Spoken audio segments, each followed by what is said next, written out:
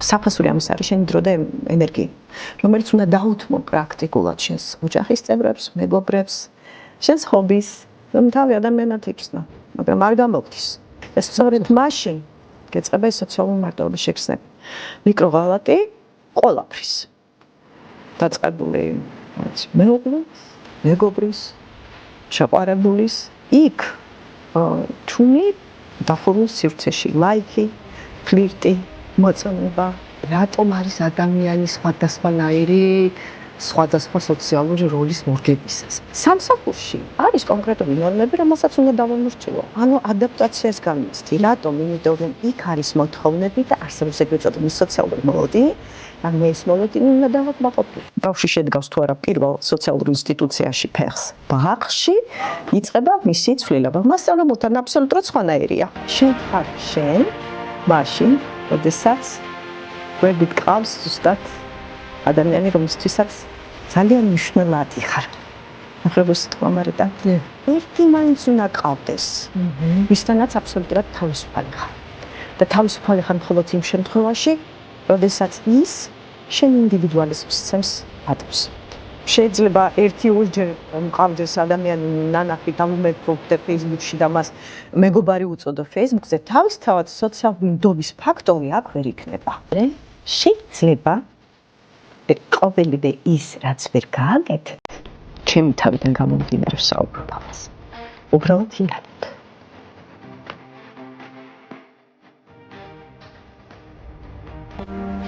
მოგესალმებით, თქვენ უყურებთ პოზიტიურ პოდკასტს. სანამ ჩვენ საინტერესო სტუმარს გაგაცნობთ, აუცილებლად უნდა გთხოვოთ არხის გამოწერა, რათა ეს ყველა სიუჟეტი ერთმანეთზე უკეთესი იყოს. სანამ დავიწყებთ ჩვენს ეპიზოდს, აუცილებლად უნდა აღვნიშნო, რომ ჩემი არხის მხარდამჭერია დაფნეს პოდკასტის სივრცე, სადაც ძალიან მეგობრული გარემოა.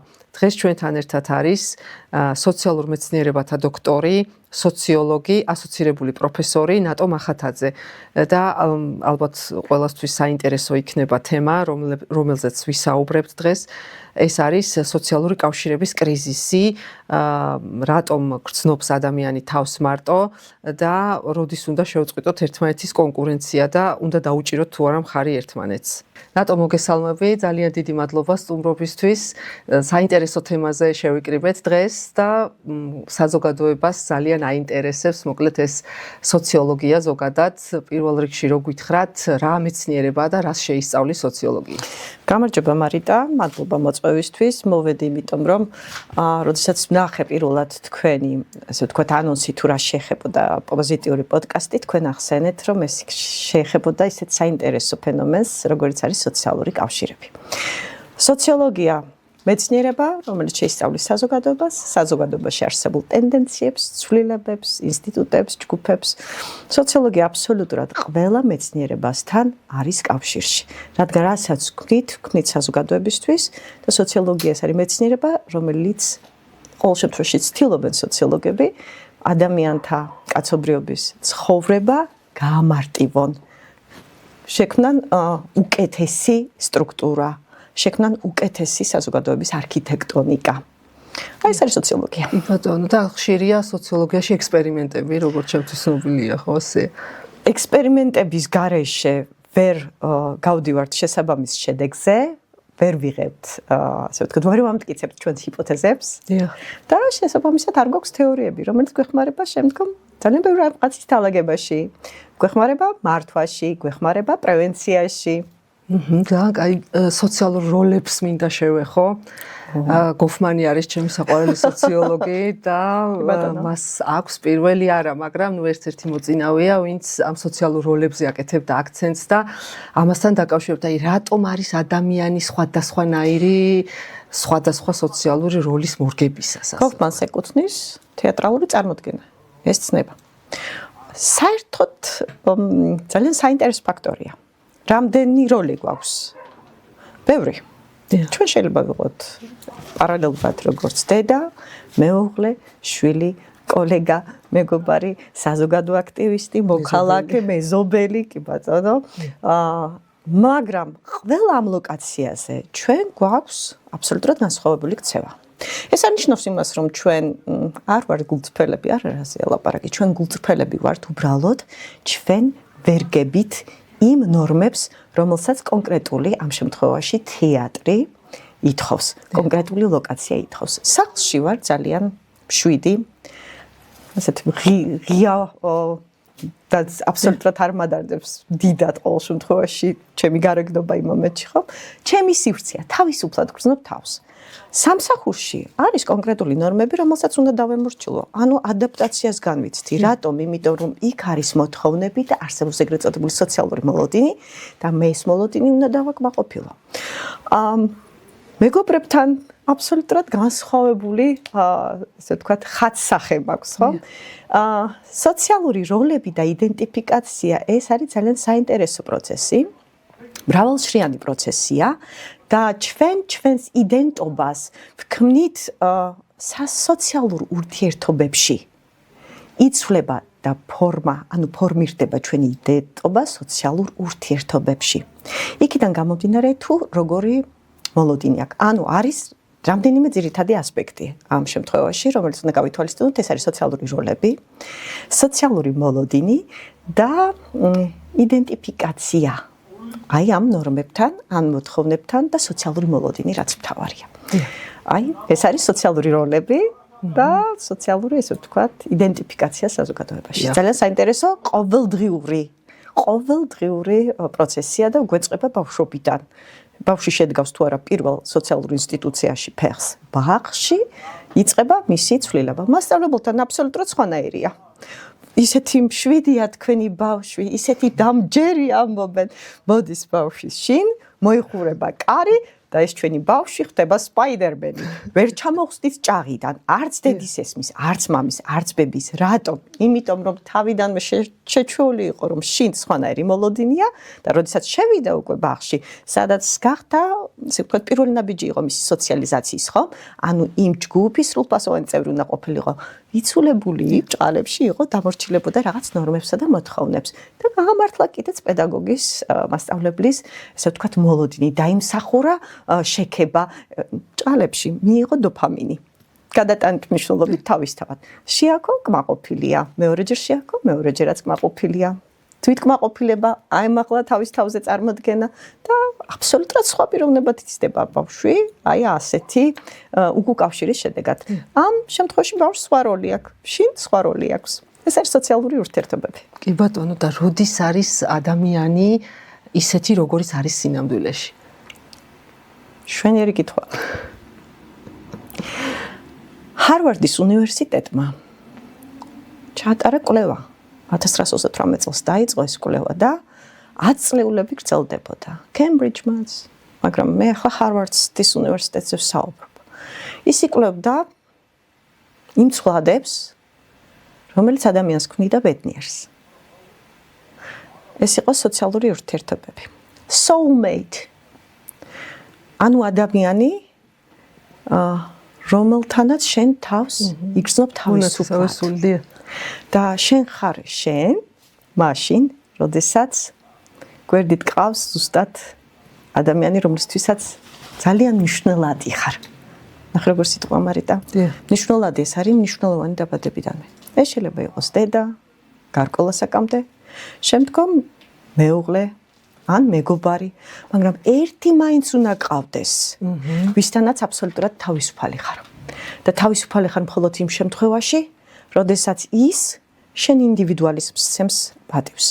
ანუ შენ ხარ შენ მაშინ, როდესაც ხვდები, რომ 21 საუკუნე ეს არის ინდივიდუალისტების საუკუნე, მიუხედავად იმისა, რომ ესე ვთქვათ, შერეულ საზოგადოებაში ვცხოვრობ და საქართველოშიც და შენ გაქვს არჩევანის თავისუფლება.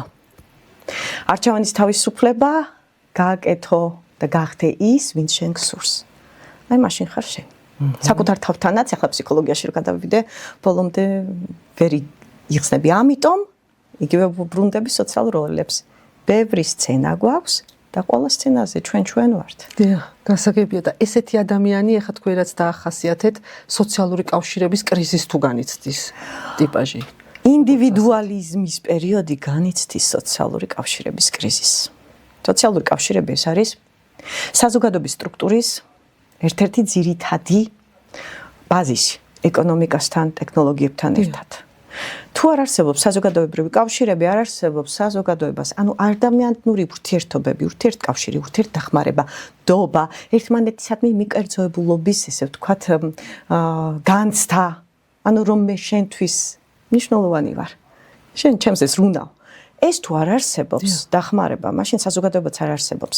ინდივიდუალიზმი 21 საუკუნის ერთ-ერთი ძირითადი მიღწევაა.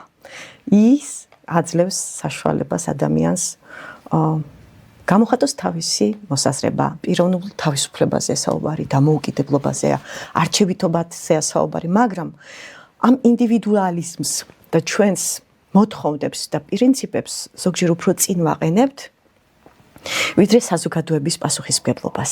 აი სწორედ მაშინ იწყება დისბალანსი.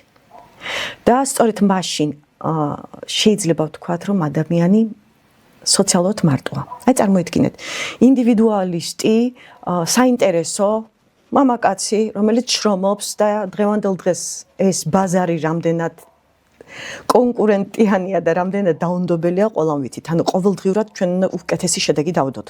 სხვანაირად არ გამოგვდის. განსაკუთრებით დღევანდელ დღეს უჭირს ახალგაზრდებს, იმიტომ რომ ყოველდღიურად მათ მოეთხოვებათ უკეთესი შედეგის დადება. Continuous improvement. ეს ნიშნავს ახალ უნარჩვევებს, ეს ნიშნავს შედეგის გაუმჯობესებას, ორიენტირებულია ოჯახში, ამ შემთხვევაში მამაკაცი ვისაც შემოაქვს, ესე ვთქვათ, ფინანსური მხარე, ვინც უზრუნველყოფს, იყოს მეტად ინდივიდუალიზმისკენ გადართული. და რა ხდება? ამას აქვს თავის ფასი.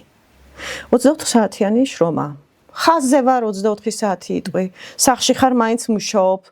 ეს იწვევს სტრესს, იმ შფოთვას, რომელთაც 21 საუკუნეა არის სავსე, ხო, ახალგაზრდები განსაკუთრებულად და საფასური ამის არის შენი დრო და ენერგია, რომელიც უნდა დაუთმო პრაქტიკულად შენს ოჯახის წევრებს, მეგობრებს, შენს ჰობის, რომ თავი ადამიანად იგრძნო, მაგრამ არ გამოგდის. და სწორედ მაშინ გეწყება ეს სოციალური მარტოობის შეგრძნება. და რაც უფრო დიდია სოციალური ურთიერთობების კრიზისი, მით უფრო ნაკლებია ზოგადად იმის შანსი, რომ საზოგადოება იყოს ძლიერი, ესე ვთქვათ, და უსაფრთხო. სოციალურად მარტოობა ახსენეთ და მაინტერესებს სოციალური ქსელები თუ განსაზღვრავს ამ სოციალურად მარტოობას, ანუ თუ ადამიანი რაღაცნაირად დამოკიდებულია ამას და მაინც მარტოა, ესეთი პრეცედენტი თუ არსებობს თქვენი გადმოსახულებით. ორ ფილმს გავიხსენებ, მარიტა. ერთი არის Castaway, გარიყული, Tom Hanks თამაშობს კუნძულზე რომ მოკვდება გახსოვთ და მეორე სულ ვიძახდი Joaquin Phoenix, თვითონ თავის თავს ეძახის Joaquin Phoenix. Her, ანუ ის. ტექნოლოგიის არც კარგია, არც ცუდია. თავარია ჩვენ როგორ გამოვიყენებთ ამ ტექნოლოგიას, ხო? პირველი ფილმი, უბრალოდ მეორე, Castaway, გარიყულში. Tom Hanks ხდება კუნძულზე, სადაც 3 წელს დაყავს და სჭირდება მას ეგრეთ წოდებული სოციალური ურთიერთობა და აღმოაჩენს ბურთს. ამ ბურთს ეს ბურთი არის Wilson-ის ბურთი. დაარქმევს კიდეც Wilson-ს და ხელი გაიჭრება და სისხლით დაახატავს სახეს. ამ ბურთს და ის არის მისთვის, ესე ვთქვათ, თანამოსაუბრე, თანამოზიარე, ანუ უკავშირი აქვს. სოციალური მარტოობა აქ თავისთავად იქნება, იმიტომ რომ ერთია მარტოა Tom Hanks-ი. მეორე ფილმი Joaquin Phoenix-ის მონაწილეობით ის ძალიან დიდ დროს ატარებს სოციალურ ქსელში. თითქოს თვითრეალიზაციას ახდენს, იცინის, თვითწარდგინებაა პრეზენტაცია, მაგრამ ის არის სოციალურად მარტო.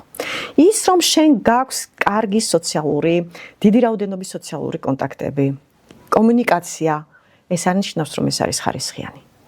თუ ჩვენ ამ კომუნიკაციას ვიყენებთ იმისათვის, რომ არსებული კავშირები გავაძლიეროთ, ეს თავისთავად კარგია, მაგრამ თუ ჩვენ ამ კომუნიკაციას ვიყენებთ იმისათვის, რომ მათ რეალური კონტაქტები შეგვეცვალონ, ჩათვალეთ, რომ ეს აუცილებლად მიგვიყვანს კრიზისამდე.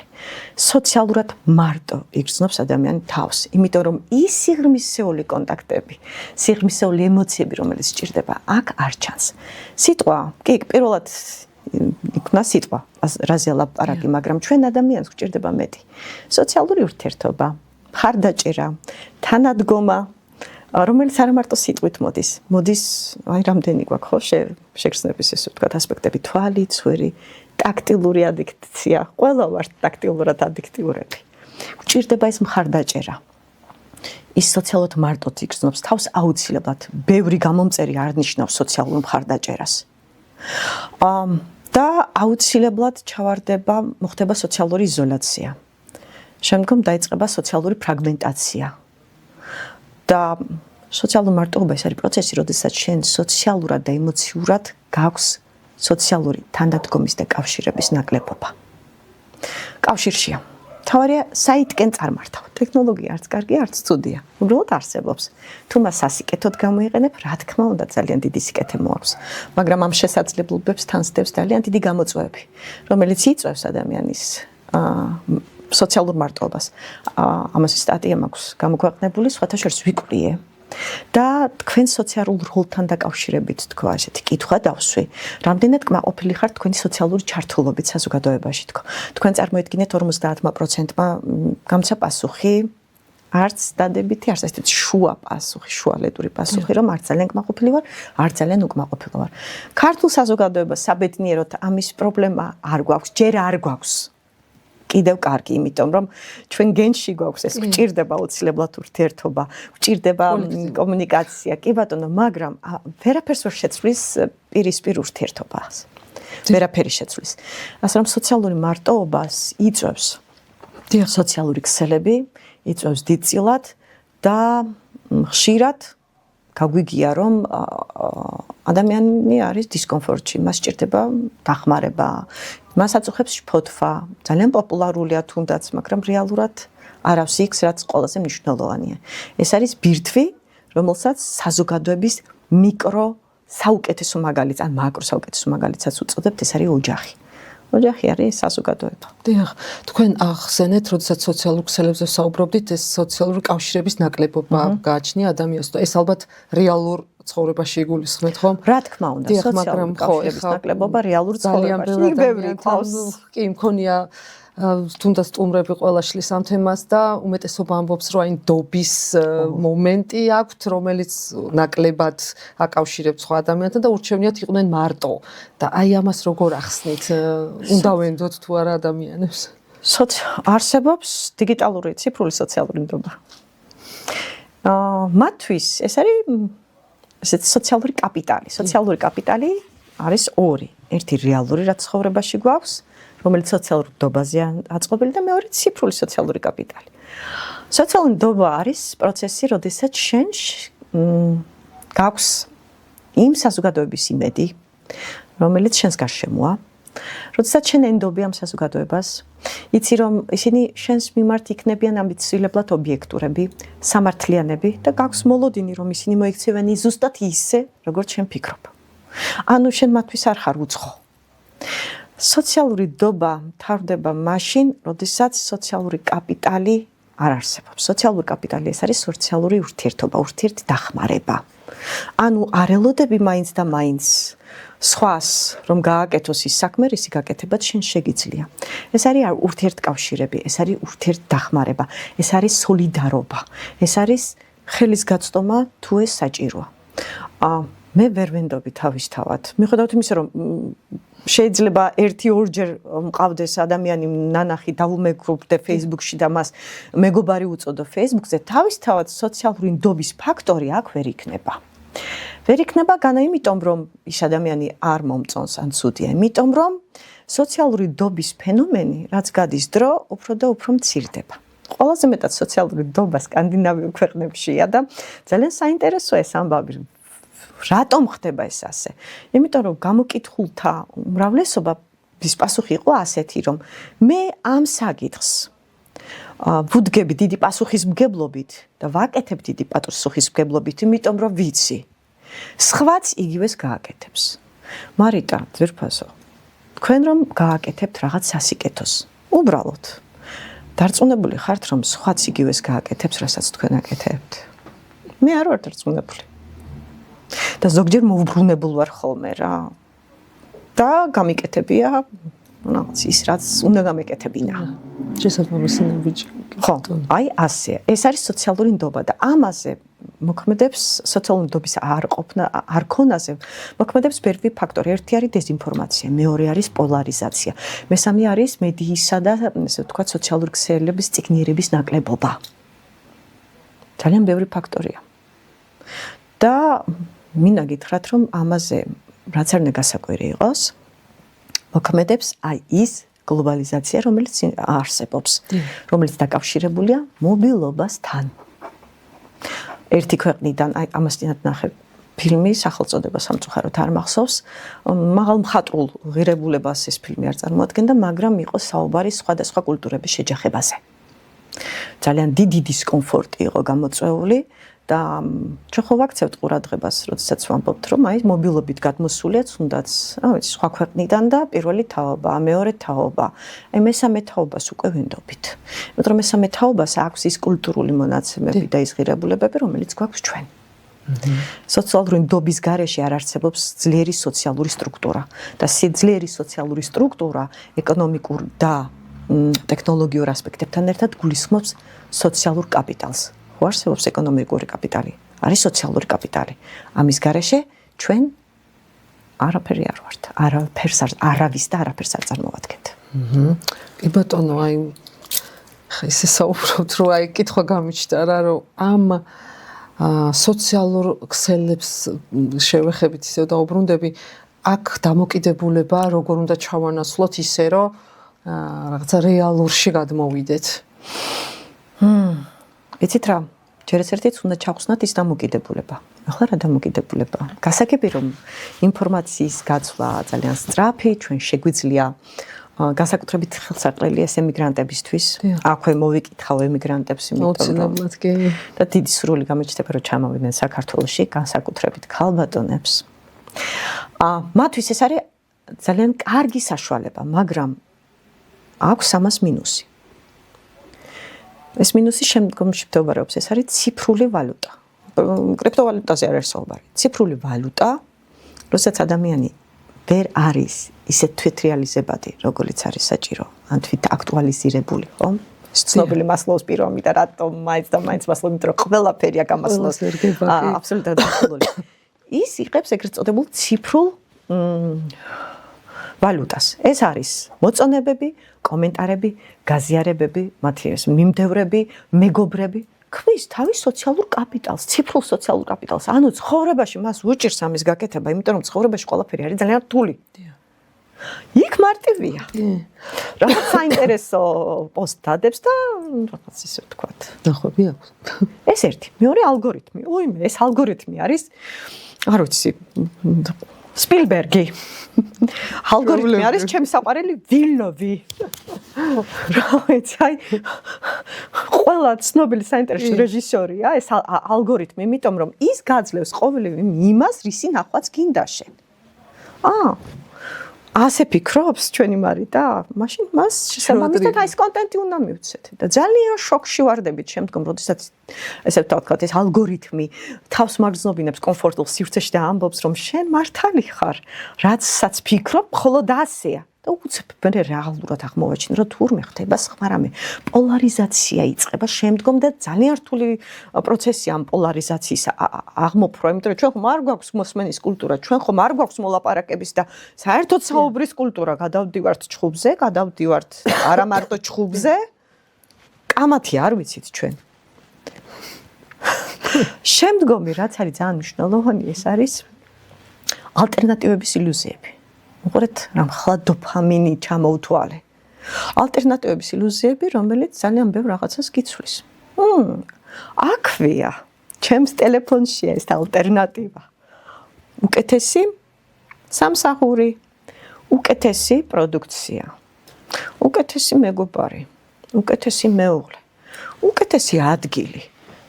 ანუ რეალურად შენ ფიქრობ, რომ ალტერნატივების ილუზია რომ არსებობს, ეს რეალურად არსებობს.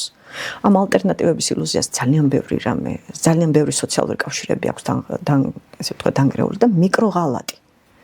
მიკროღალატი ყველაფრის. დაწყებული, რა ვიცი, მეუღლით, მეგობრის, შეყვარებულის, იქ ჩუმი დახურულ სივრცეში, ლაიქი, ფლირტი, მოწონება, ესეც გაძლევს შენ მე თავისუფლებას. რეალურ ცხოვრებაში ამ ინდივიდუალიზმს არ გულისხმობს ინდივიდუალიზმი მაინც და მაინც იმას, რომ ყოველთვის მოკლევადიანი კავშირები უნდა გქონდეს. კი, არის ამის ალბათობა, რომ შეიძლება გრძელვადიანი ურთიერთობა არ იყოს და ოჯახი სამწუხაროდ იმდენად მნიშვნელოვანი არ არის შენთვის. აღარ გვიყვარს ერთმანეთი და გავშორდით. რა თქმა უნდა, სიყვარული არის უპირველესი. ამის გარშემო არ შეიძლება არსებობა, მაგრამ სიყვარული ეგოიზმში ნუ შეგვეშლება, ხო? სიყვარული არის თანადგომა, პატივისცემა, იმ ადამიანის პატივისცემა, მისი არჩევანის დაფასება და ასე შემდეგ. აი ამდენი დოფამინია და რაც მთავარია, ყველაზე მთავარი დოფამინი ეს არის შენი აღიარება. ცხოვრებაში, როდესაც რთულად აღწევ რაღაცებს და კონკურენტუნარიანობა არის ძალიან რთული, იმიტომ რომ როგორც ვახსენე, ყოველდღიურად გიწევს ახალი შესწავლა, ყოველდღიურად გიწევს ახალი დამტკიცება, ხარ სტრესში, ხარ შფოთვაში. აი, ყველას მარტივია. დოფამინს იღებ, შენი ლაიქებით, უი რა კარგ ფორმაში ხარ. უი რა მშვენიერ ფორმაში ხარ. და სულ გაქვს კიდევ, მარიტა, თქვენ ეს იცით, თქვენ თვითონ პროფესორი ბრძანდებით, სოციალური შედარების თეორია. მერთო, ის არის ჩემზე ბედნიერი და მე მინდა ვიყო ბედნიერი. რატომ არის ის შენზე ბედნიერი? იმიტომ რომ მისი ცხოვრების საუკეთესო ესე ვთქვათ, ფოტოებს გიზიარებს. საუკეთესო, ანუ მოზიარე ხდები, ოღონდ მარტო ვიზუალური. მისი წარმატებების და შენ გჭირდება ეს. ადრე თავს და გჭირდება ამ შემთხვევაში აქ დოფამინიც, ციფრული ვალუტაც, აღიარებაც, რომ თავი იგრძნო კარგად, რომ თვით შეფასება არ დაგეწიოს. იმიტომ რომ მე ვარდები ეგზისტენციალურ კრიზისში. ეგზისტენციალური კრიზისი ხშირ შემთხვევაში სოციალურ მარტოობასაც უკავშირდება. აი ეს რა თქმა უნდა. კი. ნამდვილად ეს აღიარების ფაქტორი ძალიან მნიშვნელოვანია. ყველაზე მეტად გჭირდება ეს. კი, ეხაც ხო გამახსენდა. რომელიღაც როლში უნდა მოხდეს ჩვენი სოციალური აღიარება. კი, გამახსენდა ესეთი ჩემი მეგობრების დამოკიდებულება, როდესაც ესე მარტო სულად გზნობენ თავს, ეგრევე პოსტი, ფოტო Facebook-ზე და მე იქ დადებითი კომენტარებით ივსებიან და არიან ბედნიერები და ალბათ ეს იგულისხმეთ თქვენ მსჯელობაში და მაგრამ იქ მაინც ღრმა ემოციური ურთიერთობა არ არის. ღრმა ემოციური კავშირები არ არის. ასე რომ ეს დოფამინი ცოტა ხანს ყოფნით. ამიტომ არის რომ მიჯაჭვულები არიან ადიქტიურად სულ. აი, ყოფილა შემთხვევები ძალიან ბევრი, როდესაც გამختარან მშობელი, ბებია და ყველას სჭირდებათ რომ ეს თავიანთი ბედნიერება გაუზიარონ. მაშინ ეს ფოტო იდება. არის მეორე უკიდურესობა. ყველა გვაშოროს ღმერთმა, როდესაც გარდაიცვალა ადამიანი და არ იციან იმ მომენტში რა ქნან. ვერ ტირიან, ვერ ყვირიან, გვერდზე ვინც არიან მათთან ადამიანები გონიათ რომ ისინი ვერ მისცემენ მათ იმ მხარდაჭერას რომელიც უნდა მისცენ, იმიტომ რომ საშინელ მდგომარეობაში არიან და ამ შემთხვევაშიც პოსტსდებენ. და თითქოს იმ მომენტში ეს არის შვება. მაგრამ რეალურად მე ხო ამას დრო სჭირდება რომ მიიღო ეს რეალობა. კი, ეს არის დროული დოფამინი, რომელიც ძალიან ხშირად გჭირდება მე და ხდები ადიქტიური დამოკიდებული. ოკეი, და ერთ-ერთი მაგალითი მინდა ახლა მოვყვე. ყველა მის ჩემი გატაცება ამ ფოტოებისა და ამ სოციალური ქსელების მიმართ ვადევნებ თვალყურს და მოგწონს. და ყოველთვის ერთი კითხვა აქვს ესეთი, რომ აი თუ სადმე ისეთი ოცნების ქვეყანაში იმოგზაურებ ტელეფონის გარეშე და აი ამაზე არასდროს არ მაქვს პასუხი და აი ამ შემთხვევაში რა შეიძლება? ანუ იმიტომ ხო არ მოგზაურობთ, იმიტომ ხო არ ვაკეთებთ რაღაცას, რომ საზოგადოებამ გვაღიაროს. ჩვენ გჭირდება ეს აღიარება. რა თქმა უნდა, მარიდა. გჭირდება ეს აღიარება, რატომ იცით? ეს არის საუკეთესო საშუალება ციფრულად საკუთარი თავის წარდგინების. აბა სხვანაირად კონკურენტუნარიანობას ვერ გაუძლებ. არ გამოვა. თუ კუნძულზე ვართ მეგობართან ერთად, შეიძლება, მაგრამ თუ მარტო ხარ, აი ეს ტომ ჰენქსის ფილმს უბრუნდები. Tom Hanks-ის ფილმს გჭირდება ვიღაცა სოციალური უკავშირის. აუცილებლად კი. მაგრამ მე დარწმუნებული ვარ, მარიტა, ისეთი პოზიტიური ბრძანდებით, თქვენ ამ კონსულიდან რომ ჩამოხვალთ, აცი უკვე ან ChatGPT-ის, ან შტაბეჭდილებას საშუალებით. ამის რეგენერირებას მოახერხებთ და აუცილებლად მოგაწვდით. ჩვენც ვიქნებით კმაყოფილები. და კიდევ ერთხელ გავუსვავ ხაზს. სანამ შემოვიდოდი აქ თქვენთან, რომ დიდი ხანია გიცნობთ და მინდა მაყურებელმა იცოდეს. პოზიტიური სივრცე, ხო? პოზიტიური პოდკასტი, პოზიტიური სივრცე. უბრალოდ არ ქვია ამ სივრცეს და პოდკასტს, იმიტომ რომ მარიტა არის ძალიან პოზიტიური. მოაქვს ძალიან ბევრი დადებითი ემოცია და გარდა იმისა, რომ არის საკუთარი თავისი პროფესიონალი, უყვარს ძალიან სტუდენტებს, როგორც თქვია ვახსენის არის პროფესიონალი, არის არაჩვეულებრივი კოლეგა და არაჩვეულებრივი მეგობარი. უღურვესი მადლობა ესე. აი ეს იყო ჩემი წინაპირობა იმისა, რომ მოვსულიყავი თქვენთან და ასე გულიანად გვესაუბრა სოციალურ კავშირებზე. მადლობა თქვენ მოწვევისთვის. თან საქართველოში ხა ჩვენ კოლექტიური საზოგადოება ვართ, ალბათ არავის არ ეწყინება. მე და თქვენ ვართ კოლექტიური საზოგადოება. კი, რა თქმა უნდა და ნაწილობრივ მარიტა. კი ბატონო და აი ამ საქართველოზე რას გვეტყვით, ხომ არ შეიცვალა ეს დამოკიდებულებები ნატო, იმიტომ რომ ისეთი სამეზობლო ურთიერთობები თითქოს აღარ არის, ხო, როგორიც ადრე იყო, თუნდაც რაღაცა იტალიური ეზო ჩაანაცვლა დიდმა კორპუსებმა, ხო, პირობითად და აღარ არის ის სიყვარულიო ამბობენ და აი თქვენ რას ფიქრობთ ამასთან დაკავშირებით? კი ბატონო, შეიცვალა კავშირები ოჯახთან, მეგობრებთან, სამეზობლოში. აი მეგობრებთან, მე მყავს ბაღის მეგობრები, სკოლის მეგობრები, უნივერსიტეტის მეგობრები, სამსახურიდან შევიძინე მეგობრები და ძალიან ჩემთვის ძვირადღირებულები არიან, ძვირფასები არიან, ძვირადღირებულები რა, ძვირფასები არიან. სოციალურ ქსელში წყვანან მეგობრები. რაზე ლაპარაკი? სამეზობლო ბანებიან ეზოში გავიზარდე. დიახ, დღესაც ბანებიან ეზოში ცხოვრობ.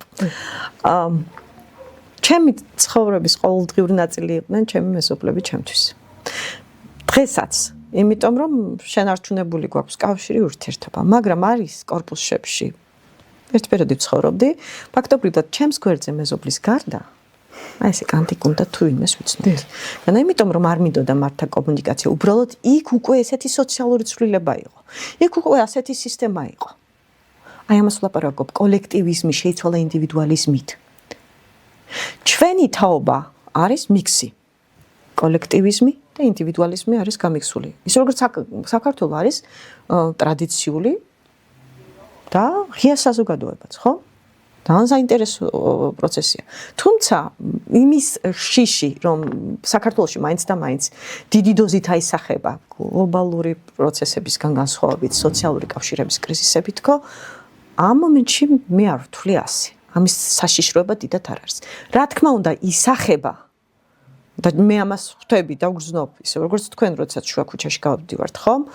მაგრამ არა ისე როგორც სიტყვაზე სხვა დიდ მეგაპოლისებში. ურბანიზაციამ გამოიწვია ეს ფაქტი, გლობალიზაციამ გამოიწვია ეს ფაქტი, საბაზრო ეკონომიკამ გამოიწვია ეს ფაქტი, სამუშაო პროცესმა გამოიწვია ეს ფაქტი. ანუ შრომითი კოლექტიური პროდუქცია აღარავის არ სჭირდება და პრინციპში ინდივიდუალურად ადამიანს შეუძლია შექმნას თავის პროდუქცია გააკეთოს და მუშაობს თავის თავზე. ანუ მარტო მუშაობა, მარტო არსებობა ისწავლა ადამიანს. პოზიციონირება, დიდი ქალაქები ახსენეთ. ხო არ არის ევროპული ქვეყნებიდან გადმოღებული ტრადიცია, პირობითად, როდესაც წინასწარ უნდა დავრეკოთ ადამიანთან და შეუთანხმდეთ მისვლაზე. იმდენად გართულებულია ეს ცხოვრება. და მე ვთქვი, რომ ამას თავის ფასი აქვს, ხო? შენ ხარ ძალიან წარმატებული, ძალიან კარგია თუ ფინანსურად წარმატებულიც ხარ, მაგრამ იმდენად გართულებულია ეს ცხოვრება. და იმდანაც ბევრი საქმე გაქვს. ზოგჯერ ერთ კი არა ორ სამსახურში ხარ. რომ დიახ, წინასწარ ხდება აწი დარეკვები მეგობრებთან. ოჯახის წევრებთანაც. იმიტომ რომ ოჯახის წევრებს შეიძლება სამსახურის შემდგომ სახლში კონდეს კიდევ რაღაც საქმე. გულისხმობ, მოსწავლე ყავდეს. და ეს იყოს მისთვის დამატებითი შემოსავალი. ასე რომ შეიძლება გადმოტანილი არის კი რა ესეც ხდება. გადმოტანილი არის. დრო მოიტანა, სოციალურმა ცვლილებებმა მოიტანა და ვიცი, ჩემთან სამწუხაროდ ასია მეგობრები მითანხმებენ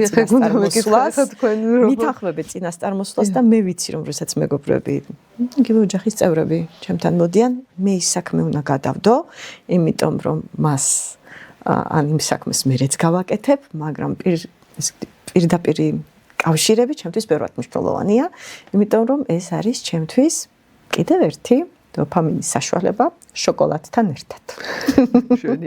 და მაგრამ დარწმუნებული ვარ, ეს მოულოდნელი სტუმრობაც ძალიან გაგიხარდება. რა თქმა უნდა, მოულოდნელი სტუმრობაც ჩემთვის აბსოლუტურად კარი ღია ერთ-ერთ რეკლამაშიც იყო და თუ არ ვწდები ეს თბილისელ კოლორეტნიას დიასამიძეს ეკოცნოთ ეს სიტყვები, რომ მეგობრობა 24 საათიანი ვიციო, ჩემი კარიც 24 საათი ღია, მით უმეტეს, რომ ბანებიან ეზოში გავიზარდეთ.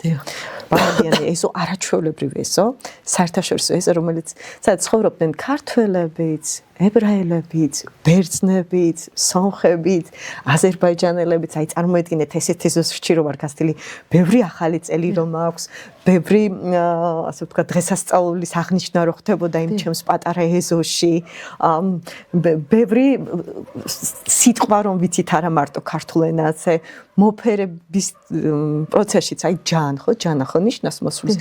მე ვიცოდი როდესაც ამ სიტყვას ლაპარაკობდით, ის იყო სიტყვა ასე ბერძენი, ის იყო ებრაელი, ის იყო სომეხი. აი ამ ასეთ ეზოში გაზრდილი რომ ვარ, როგორ შეიძლება არ გამიხარდეს, თან რომ ვიცი რომ ისინი ჩემი ცხოვრების განუყრელი ნაწილი არიან დღესაც ჩემი საბლობსობლო ძალიან ძვირფასია ჩემთვის, როგორ შეიძლება არ გამიხარდეს ადამიანების სტუმრობა ჩემთან სახლში, მით უმეტეს ჩემი ოჯახის წევრებს. ამ შემთხვევაში, ესე ვთქვათ, კოლექტიური ინდივიდუალისტი ვარ. ისეთი ხშირი ურთიერთობა ნათესავებთან სამწუხაროდ რაღაც მიზეზების გამო, თუნდაც იმიტომ რომ აი გადაცვლის პროცესში ვართ, არ გვცალია და ასე შემდეგ, აღარ გვაქვს. ანუ რა არის ამის განმაპირობებელი და როგორ შეგვიძლია რომ გამოვასწოროთ ეს დამოკიდებულება? დღევანდელ სოციალურ სივრცეს ვერ შევადრი იმას რაც ქონდა ადრე, ხო? დრო ძალიან გარბის. ყველაზე მნიშვნელოვანი ჩვენთვის არის დრო. შესაბამისად, იმდენი ასე ვთქვათ, საკითხი წარმოიშვა ჩვენს ცხოვრებაში, რაც ადრე არ ქონდა. სოციალური როლების შეიცვალა. ანუ ადრე თუ მარტო ქალის სიტყვაზე იყო შიდა მენეჯმენტით იყო დაკავებული, ახლა ქალი გასულია სამუშაოდ, ხო? სოციალური როლები შეიცვალა. მარტო ქალზე არ არის შვილის აღზრდის პროცესი, ხო? მამაც იღებს ამ ყოველთვის პასუხისმგებლობას. ბევრი საფიქრალია. ბევრი საქმეა. ცოტა დროა. ძალიან გარბის დრო. ყველაზე დიდი ჩვენთვის, ასე ვთქვათ, დღევანდელ დღეს ძვირფასი ვალუტა ეს არის დრო, ხო? და ჩვენი ენერგია, ემოციები. ოჯახის სტრუქტურაც შეიცვალა. აი ამან გამოიწვია პირველ რიგში ის, რომ ისეთი კავშირი ვერ გვაქვს ჩვენს ოჯახის წევრებთან. ეკონომიური უთანასწორობა ესეც უდევს ამას საფუძვლად. მობილობა, ანუ ხშირად დავდივართ, ესეც უდევს ამათთან საფუძვლას. ტრადიციული ოჯახები. ჩემთან ტრადიციული ოჯახია. ანუ რამდენიმე თაობა ვცხოვრობთ ერთად. ბირთვულ ოჯახურ სისტემაზე არიან გადაშლები ძალიან ბევრი, ანუ დედა, მამა და შვილები. ეს მოიტანა იმ სოციალურმა ცვლილებებმა, რომელიც კავშირში კიდევ ერთხელ ამბობ, გლობალიზაცია, ურბანიზაცია, ეკონომიური მხარე და აი ეს ინდივიდუალიზმი, რომელზეც ვსაუბრობთ. სამწუხაროდ ისე ხდება, მიუხედავად იმისა, რომ ერთ ქალაქში ვცხოვრობთ, მე და ჩემი და ვერ ვხვდებით ერთმანეთს. ან ის შრომობს, ან მე ვმუშაობ. თუ დავემთხოვებთ ერთმანეთს, ძალიან ბედნიერები ვართ და ვნახულობთ, თუ არა და ამ შემთხვევაში რა ცვლის ამ რეალურ კავშირს? სოციალური ქსელი. ყოველდღიურად მეც გეტყვით, ერთ ქუჩაზე ვცხოვრობთ მე და დედა ჩემი, ვერ ვნახულობ. იმიტომ რომ აქედან როდესაც გავდივარ სამსახურიდან, როდესაც გავდივარ შინ, როგორც იქ თავისი საქმეები მაქვს, მაგრამ ყოველდღიური კავშირი არის. აი ეს არის იმდენად ბევრი ფუნქცია გაუჩნდა ადამიანს. და ეს ფუნქციები და ეს ცვლილებები მოიტანა დრომ, მოიტანა ურბანიზაციამ, მოიტანა გლობალიზაციამ, მოიტანა კონკურენტუნარიანობამ, რომ უბრალოდ ვერ ახერხებ შესაბამის დროის დელეგირებას. როდესაც ეს ვერ ხერხდება, რაღაცას უნდა მოაკლო. ეს არის ინდივიდუალიზმის ეპოქის ყველაზე დიდი მინუსი. შენ იმიტომ რომ უნდა იყო წარმატებული, უნდა მოაკლო რაღაც დროით შენს ოჯახის წევრებს ყურადღება. ან პირიქით მაქვს ისეთი პერიოდი, როდესაც ჩემს საქმეს, პირად საქმეს არა სამსახურს იქ ვიცი 10-დან 6-მდე. ის რაც ჩემია, ამას გადავდებ გვერდზე, ჩემს პირად ინტერესს და იმ საზოგადოების ინტერესებს ვრო, რომელსაც წარმოადგენს ჩემი ოჯახი. ძალიან რთულია ბალანსი, მაგრამ მხოლოდ ეს გადაგვარჩენს ბალანსი, აი რაც ვახსენე, ინდივიდუალურ მოთხოვნებსა და ამ შემთხვევაში ჩემს საზოგადოების პასუხისმგებლობას შორის ბალანსი საზოგადოება, რომლის საუკეთესო მაგალითი არის ოჯახი. დიახ, რა თქმა უნდა. და აი ეს ერთი კითხვა მაქვს ესეთი, აი ამ ძლიერი სოციალური კავშირების გარეშე თუ შესაძლებელია სოლიდარობის შენარჩუნება. მოკლევადი ამ პერსპექტივაში დიახ, გრძელვადი ამ პერსპექტივაში არა. გამორიცხული. სოლიდარობის გარეშე არ არსებობს სოციალური ურთიერთობა, სოციალური თანადგომა, ამის გარეშე არ არსებობს სოციალური კაპიტალი, სოციალური კაპიტალის გარეშე, იყოს მარტო მატერიალური. გასაგებია და ერთი ესეთი შეკითხვაც, როდესაც ადამიანის მარტობას უნდა დაუბრუნდე, არის მარტო და რაღაცნაირად ჰარმონიას პოულობს. ამაში აი მარტო მოგზაურობს პირობითად, არ ყავს მეგობარი. აი ასეთ ადამიანებს რას ურჩევთ და ზოგადად რას ნიშნავს ესეთი? დევიაციად იმდენად აღარ იცვლება სოციალური მარტოობა, იცით? დიდ ქალაქებში არიან ადამიანები, რომლებიც არიან სოციალურად მარტონი. და ისინი ამაში პოულობენ ნამდვილად ჰარმონიას. კი ბატონო, ეს უფრო ფილოსოფიური, ასე ვთქვათ, ჩარჩოს ქვეშ შეიძლება განიხილოთ. არა, ვერაფერს ვერ ვურჩევ, იმიტომ რომ მათ ეს აირჩიეს. ისინი კომფორტულად გრძნობენ თავს. ეს არ არის განდეგილობა. ისინი კვლავ სოციალური, ასე ვთქვათ, საზოგადოების წევრნი არიან. განდეგილი ვერ არის საზოგადოების წევრი, იმიტომ რომ ის მარტოა, მაგრამ რადგან ის კვლავ საზოგადოებაშია, უწევს კავშირების დამყარება, სამსახურში თუ სამეზობლოში თუ უბრალოდ კომუნიკაცია, ის კვლავ საზოგადოების წევრია. მას მოსწონს მარტოობა სოციალური. რა ვიცი. მისი არჩევანია. ხო, ეს ალბათ ქართველები რო ვართ, მისი არჩევანია. კი ბატონო, მისი არჩევანი. რა იცი ამის წინა პირობა რა იყო? დიახ, და რატომ? შეიძლება ამის გადაწყვეტილებამდე, ხო? შეიძლება ეს მისი, ასე ვთქვათ, ფილოსოფიური არჩევანია, ფსიქოლოგიური არჩევანია. ან შეიძლება მას ძალიან დიდი ტრავმა ჰქონდა. ამ შემთხვევაში საზოგადოებამ უნდა იზრუნოს ასეთ ადამიანებს. დიახ. უნდა გახსნას ისეთი ცენტრები, უნდა შექმნას ისეთი ლოკაციები, სადაც აუცილებლად იქნება ელემენტარული მხარდაჭერა, თანადგომა და თანაგრძნობა. კი ბატონო, მე მგონია რომ ყველა სიტუაციიდან გამოსავალი არის საზოგადოების მხარდაჭერა, ხო? კი ბატონო, ოღონდ მარტო საზოგადოების არა. უბრალოდ მარტო სახელმწიფო ინსტიტუციების არა. საზოგადოება როგორც სახელმწიფო. ჩვენ ყველას გვმართებს ყოველდღიურად ვიმუშაოთ იმისათვის, რომ აღვადგინოთ ნდობა. ეს ყოველდღიური სამუშაოა. და როდესაც ჩვენ აღვადგენთ სოციალურ ნდობას და ის პირველ რიგში კავშირშია ხარისხიან განათლებასთან, კულტურასთან, მოსმენის კულტურასთან, მაშინ ჩვენ შევძლებთ ძლიერი, მყარი და უსაფრთხო საზოგადოების, რა თქმა უნდა, შექმნას. ეთანხმებით და დასასრულისკენ წავიდეთ, რაიმეს თქმა ხომ არ გსურთ, რა მესის გაუგზავნიდით პირობითად საზოგადოებას. დავფიქრდები და მესეჯი არის ასეთი, ინდივიდუალიზმის ეპოქაში. ცოტა მეტი დრო დაუთმეთ თქვენს ახლობელ ადამიანებს. თქვენს მშობლებს, თქვენს შვილებს, თქვენს მეგობრებს, თქვენს თავს. მეტი დრო დაუთმეთ პირისპირ ურთიერთობას. და გახდით ცოტა მეტად ტაქტილურად ადიქციური. ჩაანაცვლეთ სოციალური კავშირები, სოციალური ურთიერთობით. ჩაანაცვლეთ მეტი თბილი სიტყვით.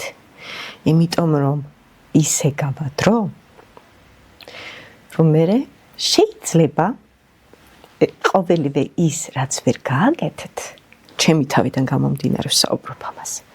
უბრალოდ ინანოთ. რატო ძალიან დიდი მადლობა, ძალიან საინტერესო იყო თქვენთან საუბარი. დიდი მადლობა, აი ესეთ სენსიტიურ ნოტაზე დავამთავროთ ჩვენი ურთიერთობა. ძალიან დიდი მადლობა. შეიძლება ეს ემოციებიც შეიძლება ინდივიდუალიზმის დროს. ურმასი მადლობა შენ. მადლობთ თქვენ.